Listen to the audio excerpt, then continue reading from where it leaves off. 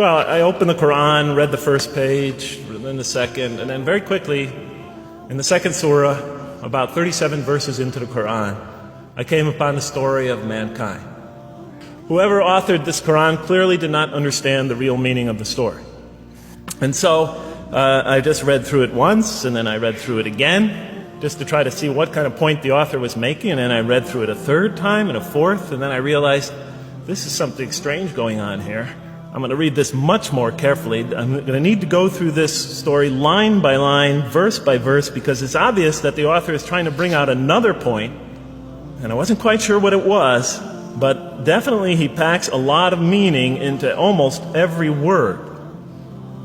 And I thought the writer at least seems to have a great measure of brilliance. So I came to the 30th verse of the second surah, Surah Al-Baqarah, and it began like this. It said, "Behold, your Lord said to the angels, I am going to place a vicegerent on earth." The Arabic word is khalifa. It means a representative or an emissary of mine.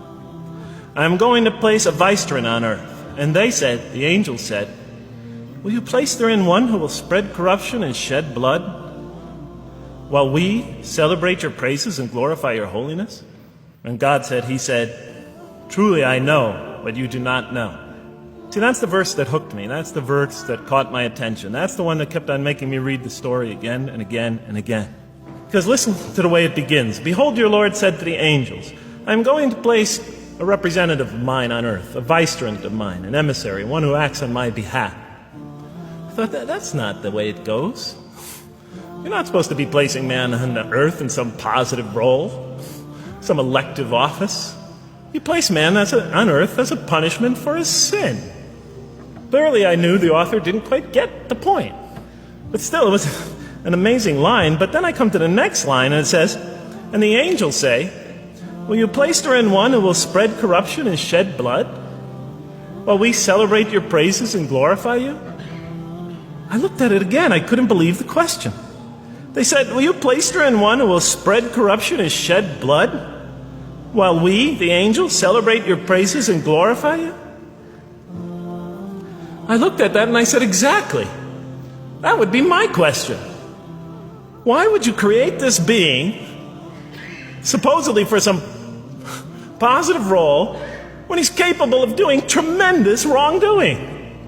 When he could spread corruption and shed much blood?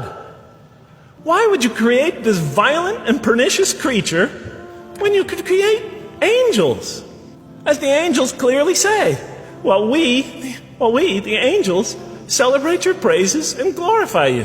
They're asking one of the most fundamental questions in the entire history of religion.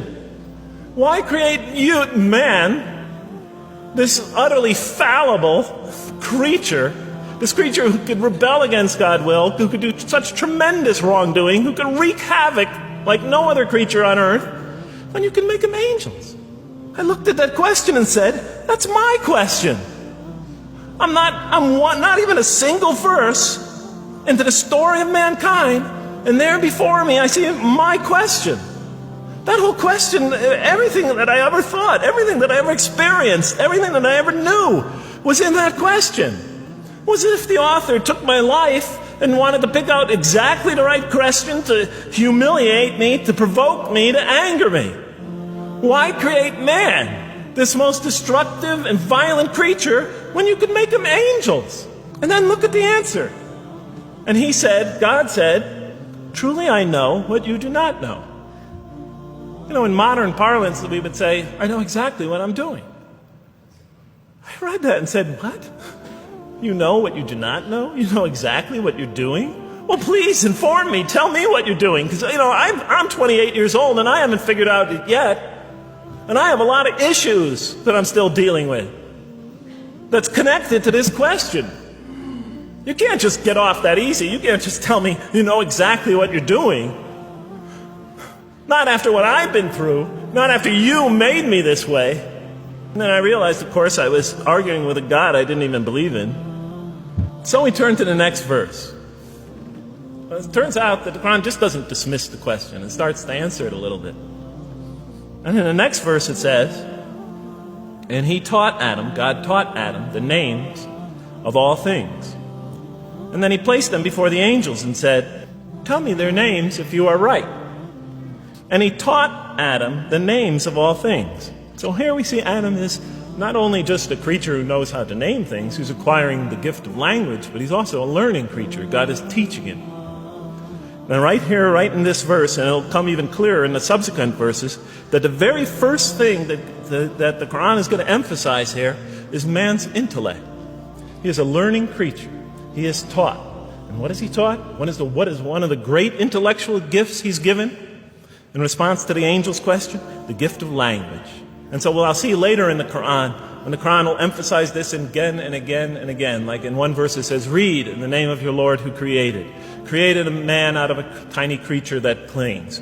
Read, it commands the reader, for your Lord is most bountiful. Why is he most bountiful? What great gift did he give you? For he taught man the use of the pen, and through it taught him what he otherwise could not know.